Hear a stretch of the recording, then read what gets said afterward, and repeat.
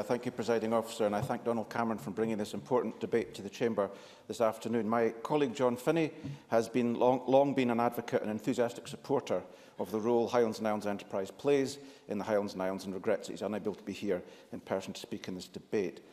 Highlands and Islands Enterprise and in a former guise, the HIDB, have been serving communities in the north of Scotland for over 50 years, and in that time have achieved remarkable things.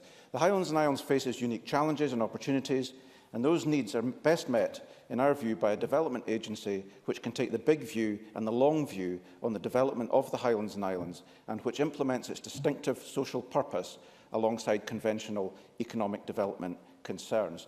The report of the Phase 1 review highlights the distinctiveness of the Highlands and Islands and the need for an agency that, and I quote, is locally based, managed and directed. This sentiment is at odds with the Government's proposals to abolish the High Board.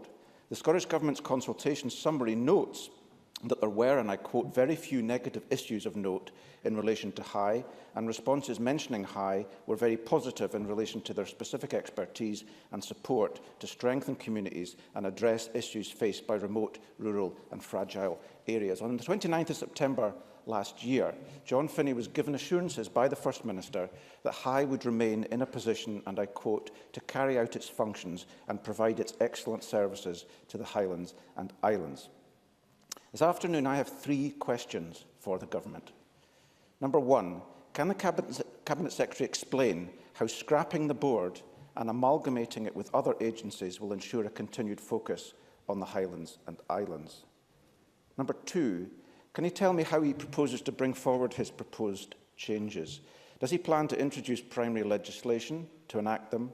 Or, as David Stewart was suggesting, does he intend using the order-making powers in Part 2 of the Public Services Reform Scotland Act 2010 as they apply to Schedule 5 bodies? The third, and this is a crucial question, is around status.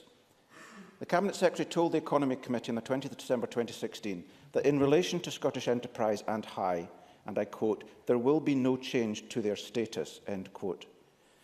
Mr Brown's amendment talks of retaining legal status, but status and legal status are both ambiguous terms. Mr Brown has legal status, I have legal status, Donald Trump has legal status, but we are very different entities. The acid test is, and this was the scenario I put to Mr Brown in December's Economy Committee meeting, the acid test is if, after the reforms, High could take Scottish Enterprise to court over, for example, a disputed liability over property on the Isle of Arran. Would they be able to do that? I'm not suggesting for a moment that they would wish to, but would they be able to do that? In other words, will High retain not its legal status, but its legal personality after the reforms? Presiding Officer, High plays a vital role in supporting communities and businesses across the Highlands and Islands. It's widely supported. The changes proposed by the Government are, in our view, unnecessary and could well undermine the excellent work done by High. We see no evidence or reason at this time to change the governance of High, and Greens will be supporting the motion in the name of Donald Cameron. Thank you.